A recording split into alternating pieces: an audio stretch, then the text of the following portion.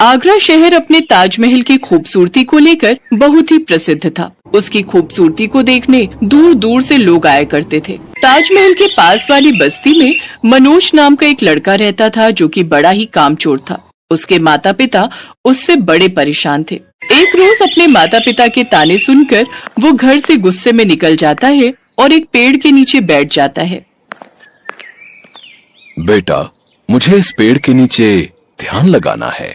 तुम जरा यहाँ से हट जाओ और क्यों यूं आलस में बैठे हो कि राम का नाम तक भी नहीं लिया जाता। घर वाले कम थे जो अब तुम भी ताने दे रहे हो और मुझे आलसी कहते हो। खुद क्या काम करते हो? सारा दिन बस ध्यान में डूबे रहते हो। अच्छा, तो ये बात है। बेटा, तुम अगर मुझे यहाँ ध्यान लगाने दोगे तो मैं तुम्हें एक वरदान दूंगा, लेकिन उसकी शर्त यह है कि तुम्हें उसका कभी भी दुरुपयोग नहीं करना है। मुझे मंजूर है बाबा, दो मुझे वरदान अब दो। ठीक है, तो जो वरदान तुम्हें दूंगा उसके लिए तुम्हें एक मंत्र कहना है। ओम झटपट गायब हो जा स्वाहा, ओम झटपट प्रकट हो जा स्वाहा। इसके बाद चुटकी बजाते ही तुम्हारा कार्य पूरा हो जाएगा। मनोज खुशी खुशी वहाँ से वो मंत्र याद करके चला जाता है। उसे रास्ते में एक औरत दिखाई देती है जिसके हाथ में मिठाई के डिब्बे होते हैं। इस पे उस मंत्र का उपयोग करता हूँ। ओम झटपट गायब हो जा स्वाहा। अरे अरे, ये मिठाई कहाँ गई?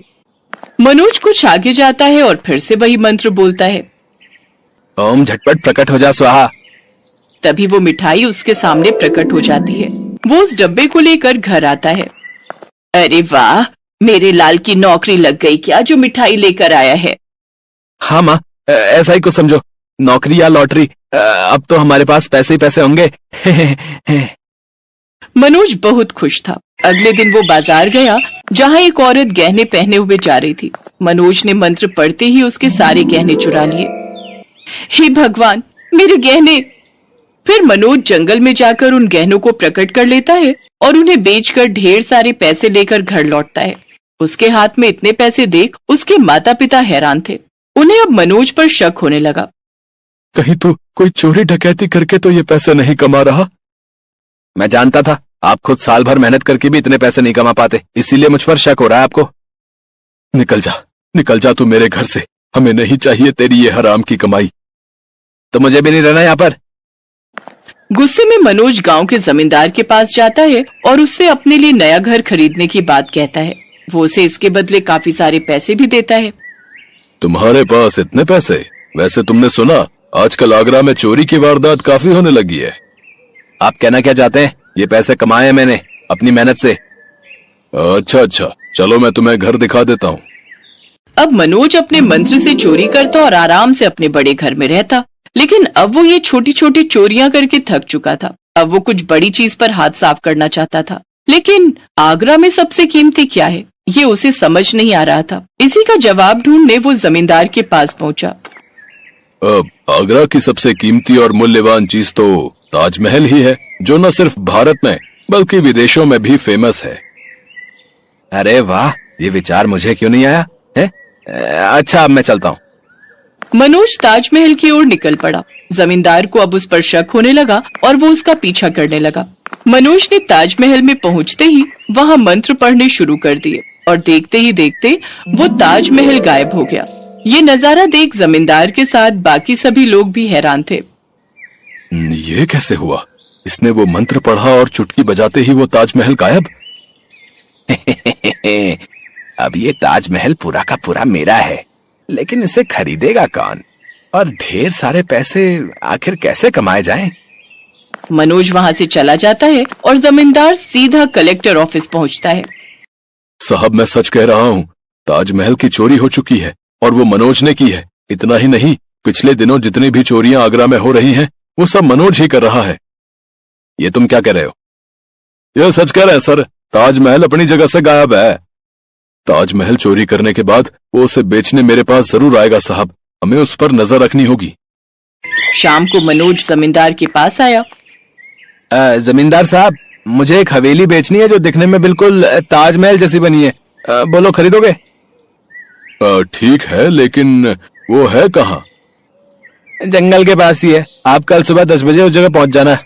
अगले दिन जमींदार सुबह जल्दी 10 बजे से पहले कलेक्टर और पुलिस के साथ वहां पहुंच जाता है, जहां वो मनोज को अपनी आंखों से वो ताजमहल उस जंगल में प्रकट करते हुए देखते हैं। ओम झट से प्रकट हो जा स्वाहा। अब वो समझ गए कि जो चोरियां आगरा में हो रही थी वो सब वही कर रहा था। तुम्हें चोरियां करने के जुर्म में गिरफ्तार किया जाता है। छोड़ो मुझे, मैंने कुछ नहीं किया। तुमने जो चोरियां की हैं उसका भुगतान है ये मनोज। तभी वहां वो साधु बाबा प्रकट होते हैं। मैंने तुम्हें मना किया था ना इस मंत्र का दुरुपयोग करने के लिए। अब तुम अपनी गलतियों का पश्चाताप करना जेल में रहकर। ये कहकर बाबा मंत्र पढ़कर ताजमहल को वापस अपनी जगह पहुंचा देते हैं और फिर अंतर ध्यान हो जाते हैं। मनोज को पुलिस पकड़कर ले जाती है और ताजमहल एक बार फिर आगरा की शोभा बढ़ाने लगता है।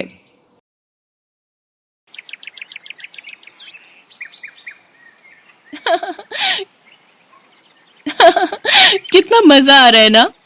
हाँ, और आज तो परीलोक का मौसम भी कितना सुहाना है। एक तो इतना अच्छा मौसम और ऊपर से आज तो माँ भी यहाँ नहीं है। आज तो जितना जी चाहे मस्ती कर सकते हैं हम। हाँ, पर शाम होने से पहले हमें वापस परी महल पहुंचना है। अगर माँ को पता चल गया कि हम सारा दिन बाहर थी तो वो बहुत नाराज होंगी। अरे तू चिंता क्यों करती है? मैं अपनी ये छड़ी घुमाऊंगी और पलक झपकते ही तुम दोनों के साथ परी महल उड़कर पहुंच जाऊंगी। वाह रागिनी, क्या बात कर दी। अरे मैंने कौन सा चुटकुला सुनाया जो तुम इतना हंस रही हो? चुटकुला ही तो है। हम दोनों को पता है तुमने अभी उड़ने या किसी को उड़ाने का जादू नहीं सीखा है। अब किसने कहा? अभी दिखाऊं तुम दोनों को उड़ाकर? हाँ हाँ दिखाओ ना, हम भी तो देखें जो जादू अब तक हमें नहीं आया वो तुम्हें कैसे आ गया।